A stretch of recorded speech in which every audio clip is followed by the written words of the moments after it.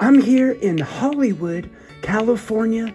Let's knock on this door right now and see who's here. Oh, hey, Ian. Hey, Tom, how are you doing today? Good. What are you doing in there today? Just working in the studio. You want to come in and check it out? Yeah, please, let's see it. Come on in. Wow, look at this. So this is Les Paul's studio. Well, let me ask you though before we start. Before we even talk about Les Paul, who are you? What do you do? And why do you do it? I am Tom Camuso. I am the director of audio engineering here at the Les Paul Recording Studio. And basically we teach students about Les and everything he's invented, and you know how he's sort of changed the way we all record music now. And we, you know, our mission is sort of to not only educate but to keep his music alive, and you know, sort of serves as a headquarters for everything Les Paul here. And wait, now you're also an award-winning engineer and producer, right? How did you get the honor to be here working at the Les Paul studio? I am, and I started working with his music, trying to restore his archive of music. And in the process of doing that, we decided we should restore all of his gear and mix his music on the gear. And after we spent all the time getting all this gear fixed, we decided what to do after it would be to record some more new music on it and bring some new artists in and let them record and teach people all about the gear and what Les did. And explain, for those who don't know out there, who is Les Paul? Les Paul is a musician, an engineer, an inventor, an entertainer. He sort of touches every sort of aspect of music. He was the first really guitar shredder. He invented, you know, multi-track recording. He had many hits. He had a TV show, so he sort of touched everything in entertainment, and had a huge thing to do with the solid body guitar, which everyone now knows as the Les Paul guitar. And do you want to show us the place and what all this gear that he came up with? Like, how does all this stuff work? Sure. Right here is the first multi-track tape machine. And so Les is known as the godfather of multi-track, and he starts with overdubbing and then gets to multi-tracking, which are two different things, and I'll explain the difference. Overdubbing is when you record something and then you're able to record on top of it. And Les was the first guy to do that. And multi-tracking is when you can record to separate tracks and then go back and have control of them independently and add them separately, and you can record to one track and then a day later come back and add to it on another track. So it's a little more flexible, whereas overdubbing, you're just recording on top of stuff. So when you hear stuff on the radio, even today, and you hear the same person maybe singing harmonies over themselves, Les Paul came up with that whole idea and the technology to develop it. He did, and the first overdub he did was on that record lathe over there. So I'll take you through the whole evolution of how he does it. So it starts with this. And wait, what is this? What is this machine called exactly? This is an Arturis record cutting lathe. Basically, you send music into it, and it cuts right into vinyl, sends it through the stylus, it vibrates and cuts, and then we play it back, just like, you know, all the records you've listened to your whole life. So, and this cuts a record right here that can be listened to. You don't have to have it pressed. This is actually a finalized record right here. Yep, we'll cut a record today and we'll play it right back, right after we cut it. And can you also make a record to be pressed from this machine? You can cut to lacquers or you can cut to vinyl. So, explain the difference between those two. So a lacquer you would cut to if you're going to stamp it and press millions of copies of it. You do it to lacquer and use that. It's a more stable sort of platform. Vinyl, they're a little cheaper and we can cut them, you know, quite easily, and these are just used for one-off recordings. So we cut it and we can just play it right back, right off this vinyl. You're gonna cut an almighty op song right here for us, right here today. Sure, yep, we'll cut one and we'll play it back. Now wait a minute, Tom. Les Paul didn't have any computers back then. What are you using this for? Well, today, normally how Les would do it is he would have a live band set up and they would play and he would cut it live right to the record lathe. So today we're going to just go from a recording of the Almighty Op because we don't have the whole band here. We'll use a recording and we'll send that over to the lathe. All right, I can't wait to see this work. We have this spinning here, and you have this rod here. The motor spins a drive, which spins this drive here, which then has got this belt, which spins this drive, which is a threaded rod. And when you drop this arm down on the rod, this rod is spinning at 33 1/3 RPMs, and this is what locks into that groove, and it gets your cutter head to slide at the exact right perfect speed and cuts into your record like that. And then right as we do it, we'll drop the needle down onto the vinyl, and that's what'll cut. That's your stylus right there.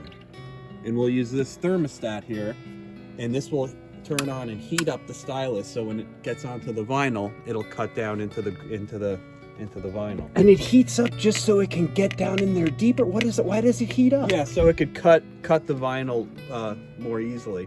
And then right here we have a little vacuum, and when the stylus advances, you'll hear the vacuum kick on. And what that's for is to suck up what's called swarf. And Wait a minute, explain, what is swarf? I'll show you. This is swarf.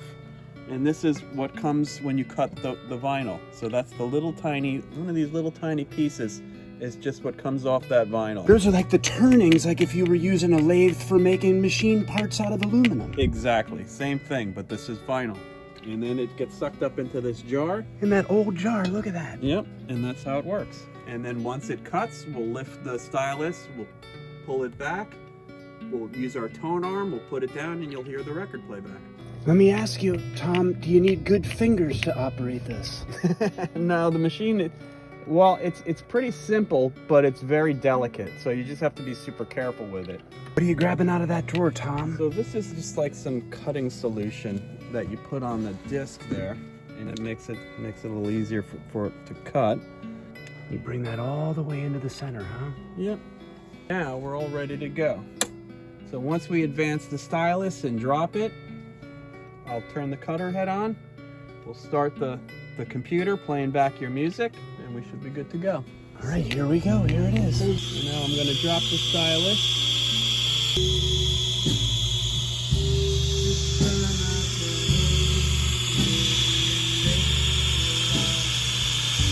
Tom, I'm looking right there. Is that the swarf coming in there? Yep, yeah, you'll see it's all collecting in the jar there. What do you call this little meter right here? So that's showing you your input. So when I output or input into the lathe, you want to get the levels right. This way it cuts the groove in the right, depth and all that, and that's how we adjust it. That's really the only adjustment we have.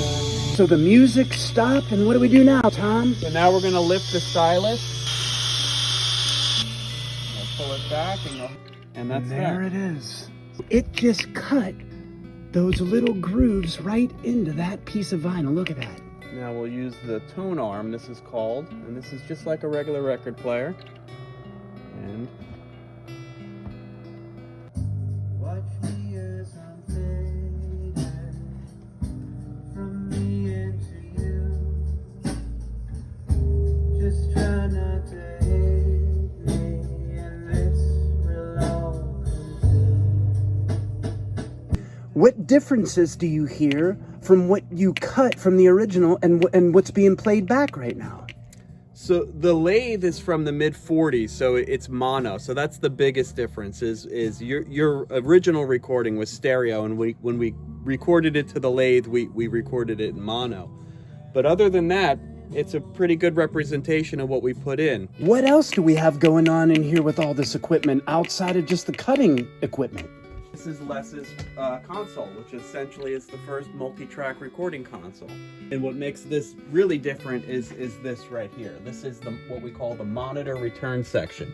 And that allows you to really use a multi-track machine where you could hear the input and the output at the same time. And this is his sound-on-sound machine. I'll explain to you the evolution of how Les Paul gets to multi-track recording, because it started on the lathe that we just were doing. And that's where he did his first overdub on his song Lover. And wait, the song Lover is the very first time that overdubbing was used? The very first time. So he does it on the lathe, and the way he does it is he has a record player and that lathe, and he recorded to the lathe just like we did for you, and then he plays it back on a regular record player, plays along with it, and then records himself in the first record back onto the lathe again.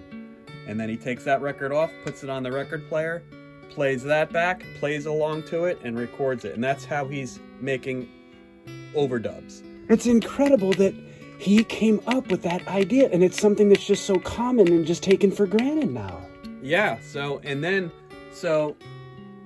was 1947. Shortly after, Bing Crosby gives him this tape machine. And the quality of the tape was so much better than the record lathe that Les didn't want to go back. So what he did was, he only had one tape machine, so he added a playback head.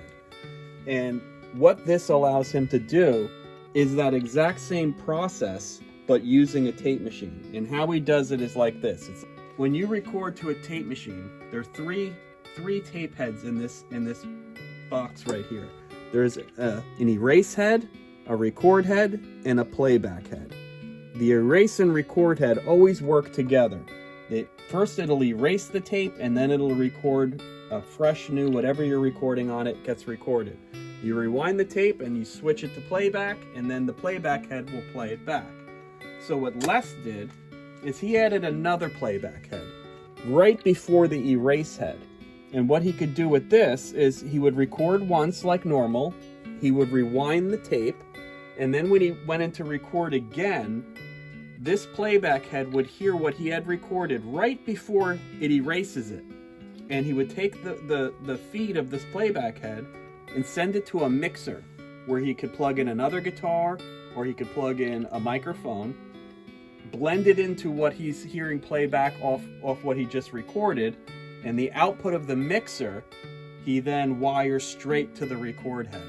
Absolute genius, and I don't think anybody knows about this. Yeah, it's absolutely genius, and this allows him to record, rewind, and record, and rewind, and record, and rewind, and keep adding on top and on top and making layers and layers and layers. Now, is there a degradation? Are you losing quality with each of these playbacks? You are, and that is the issue with this machine. And there is another issue too, is it's destructive. So if Les did 10 layers of recording and then made a mistake or didn't like his performance, he'd have to start all over again.